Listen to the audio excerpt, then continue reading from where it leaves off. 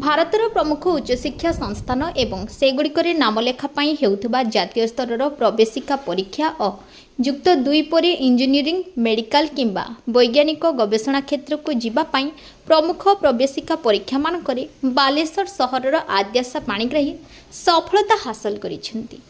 ଗୋଟିଏ ବର୍ଷରେ 5ଟି ପ୍ରବେଶିକା ପରୀକ୍ଷାରେ ନିଜର ଦକ୍ଷତା ପ୍ରତିପାଦନ କରିଛନ୍ତି। आईआईटी ମାଡ୍ରାସରେ ସେ ପାଠ ପଢ଼ିବା ପାଇଁ ମନସ୍ଥ କରିଥିବା ବେଳେ ଭବିଷ୍ୟତରେ କମ୍ପ୍ୟୁଟର ବିଜ୍ଞାନ ଇଞ୍ଜିନିୟର ହେବାର ଲକ୍ଷ୍ୟ ରଖିଛନ୍ତି। ଚଳିତ ବର୍ଷ ସେ ଏକାଥରକେ ଆଇଆଇଟି, ଏନ୍ଆଇଟି, ନିଟ୍, ଆଇଆଇଟି ଏବଂ ନେଷ୍ଟରେ ଭଲ ରାଙ୍କ ରଖି ନିଜ ପରିବାରର ସହ ଜଣେ ମେଧାବୀ ଛାତ୍ରୀ ଭାବରେ ନିଜକୁ ପରିଗଣିତ କରିଛନ୍ତି।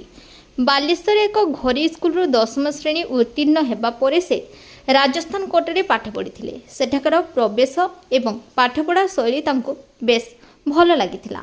ସେଠାରୁ ପାଠପଢ଼ା ସାରି ପ୍ରବେଶିକା ପରୀକ୍ଷା ପାଇଁ ସେ କଠିନ ପରିଶ୍ରମ କରି ଏମିତି ସଫଳତା ପାଇଛନ୍ତି।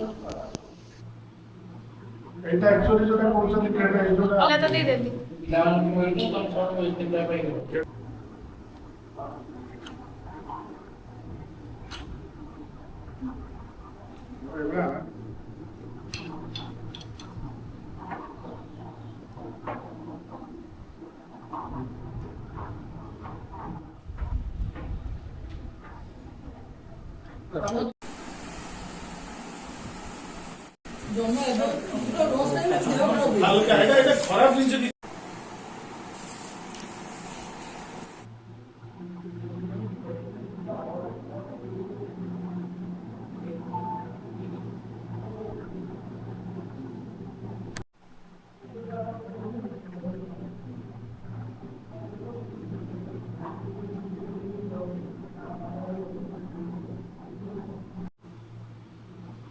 एटा एक्चुअली जोटा कहउछन केटा एजोटा ओ एब्रॉड जिबा ପାଇଁ ବି ପ୍ଲାन ଅଛି ତ ସେଇ ପାଇଁ ପ୍ରୋଫାଇଲ ଡେଭଲପमेंट एमआईटी ପାଇଁ 972 ଆଜ୍ଞା। 900